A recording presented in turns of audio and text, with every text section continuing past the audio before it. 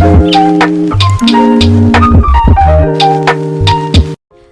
guys, welcome back to my YouTube channel. මොන cream එක use කරත් මොන ලෝෂන් එක යූස් කරත් කිසිම රිසල්ට් එකක් නැත්තම් මේ වැරදි වලින් එකක් හරි ඔයා කරනවා වෙන්න පුළුවන්. අපි එහෙනම් බලමු ක්‍රීම් and lotions යූස් කරද්දී කරන වැරදි මොනවද කියලා. Number 1. Skin type එකට නොගැලපෙන ක්‍රීම් and lotion යූස් කිරීම. අපි අපේ ස්කින් එකට නොගැලපෙන ප්‍රොඩක්ට් එකක් යූස් කරොත් අපේ ස්කින් එක ඩැමේජ් වෙන්න පුළුවන් වගේම තමයි ඒ නිෂ්පාදනයෙන් ලැබෙන්න තියෙන රිසල්ට් එකත් අපිට නැති වෙලා යන්න පුළුවන්. Number 2. ස්කින් එක ක්ලීන් නොකර ක්‍රීම් and lotion apply කිරීම. ඩර්ටි ස්කින් එකකට ක්‍රීම් එකක් හරි ලෝෂන් එකක් හරි ඇප්ලයි කරොත් අපේ ස්කින් එකට ඒක ඇබ්සෝර් වෙන්නේ නැති වෙනවා. එහෙම වුණොත් අපිට ඒකෙන් හම්බෙන රිසල්ට් නැති වෙනවා. ඒ නිසා අපි නිෂ්පාදනයක් යූස් කරන්න කලින් අපේ ස්කින් එක හොඳට ක්ලීන් කරගන්න ඕනේ. Number 3. අවශ්‍ය ප්‍රමාණයට වඩා ක්‍රීම් හෝ ලෝෂන් ඇප්ලයි කිරීම.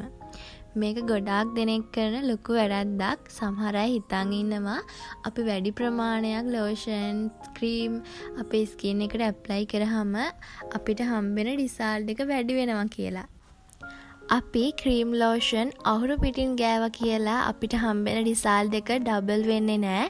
ඉතින් අපි අවශ්‍ය ප්‍රමාණයට විතරක් ක්‍රීම් ලෝෂන් ඇප්ලයි කරන්න ඕනේ. Number 4. ක්‍රීම් and lotion ප්‍රමාණවත් ලෙස ඇප්ලයි නොකිරීම. සමහර අය ක්‍රීම් ඉතුරු කරගන්න කියලා හිතලා ඉතාමත් පොඩි ප්‍රමාණයක් තමයි ස්කින් එකට ඇප්ලයි කරන්නේ. මේ නිසා අපිට හම්බෙන රිසල්ට් එක ගොඩක් අඩු වෙනවා වගේම තමයි සමහර අයට ප්‍රොඩක්ට් එකෙන් කිසිම රිසල්ට් එකක් නැති වෙනවා. Number 5. සම ගොඩක් වියලුණු පසු ලෝෂන් ඇප්ලයි කිරීම. ස්කින් එක ඩ්‍රයි වෙලා තියෙද්දී ලෝෂන් එකක් ඇප්ලයි කරනවට වඩා ස්කින් එක තෙත ගතියට තියෙද්දි ලෝෂන් එකක් ඇප්ලයි කරන එකෙන් ලොකු වාසියක් තියෙනවා. ඒ තමයි අපේ ස්කින් එකට ගාන ලෝෂන් එක ඉක්මනින්ම ඇබ්සෝර් වෙනවා. මේ නිසා ආයෙමත් මේ වැරද්ද නම් කරන්න එපා. අනිවාර්යයෙන්ම ලෝෂන් එක ඇප්ලයි කරන්න කලින් හොඳට බොඩි එක වොෂ් කරලා තෙත ගතිය තියෙද්දිම ලෝෂන් එක ඇප්ලයි කරන්න. මං කියන්නේ ගොඩක් තෙත නෙමෙයි. ඒ කියන්නේ අපේ ඇඟ පිහිදුවයින් පස්සේ සාමාන්‍ය තියෙන තෙත ගතියේදී ලෝෂන් එක අනිවාර්යයෙන්ම ඇප්ලයි කරන්න. ගොඩක් ස්කින් එක ඩ්‍රයි වුණායින් පස්සේ ඇප්ලයි කරන්න එපා. Number 6. Cream and lotion apply කිරීමෙන් පසුව දාඩිය දමන වැඩ කිරීම. අපි ක්‍රීම් ලෝෂන් ඇප්ලයි කරලා කිසිම දාඩිය දාන වැඩක් කරන්න හොඳ නැහැ. මොකද දාඩිය දැම්මහම අපි ස්කින් එකට ඇප්ලයි කරපු ක්‍රීම් ලෝෂන්ස් දිය වෙනවා.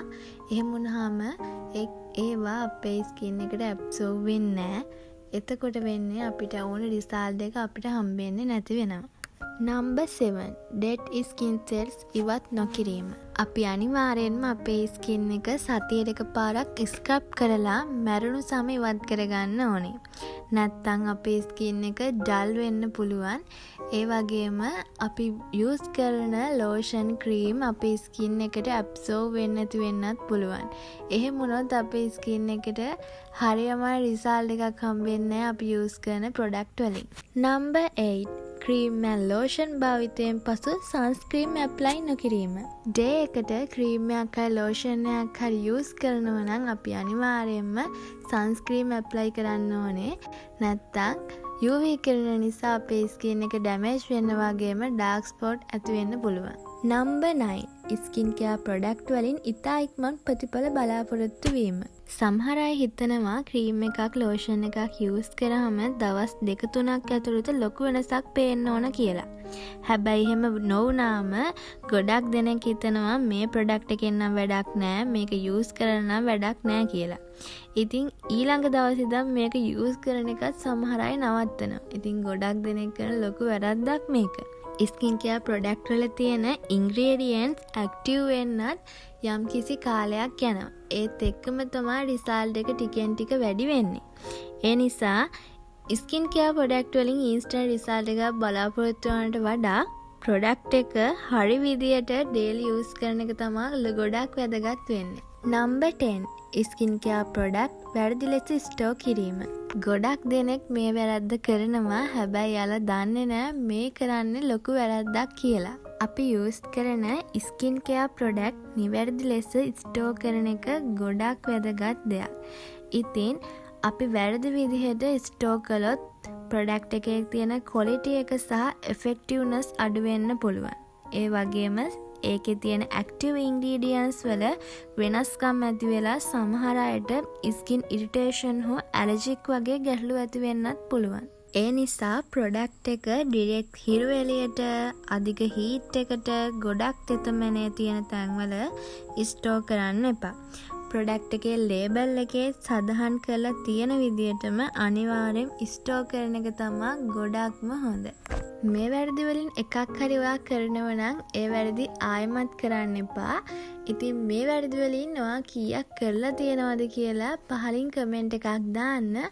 ඔයාලත් දන්න මීට වඩා අමතර වැරදි තියෙනව නම් ඒකත් කමෙන්ට් එකකින් දාන්න. මොකද තවත් කෙනෙක්ට ඒක වැදගත් වෙන්න පුළුවන්. මේ වීඩියෝ එක ඔයාලට ප්‍රයෝජනවත් වුණා නම් ලයික් එකක් දාන්න, කමෙන්ට් එකක් දාන්න අමතක කරන්නත් එපා. මේ වීඩියෝ එක වැදගත් වෙයි කියලා හිතන කෙනෙක්ට ෂෙයා කරන්නත් අමතක කරන්න එපා. ඉතින් මේ වගේ වැදගත් වීඩියෝ බලන්න මගේ channel එක අනිවාර්යයෙන්ම subscribe කරන්න. ආයෙමත් මේ වගේ වැදගත් වීඩියෝ එකකින් හම්බෙමු. Goodbye. What we wanna do on and on again.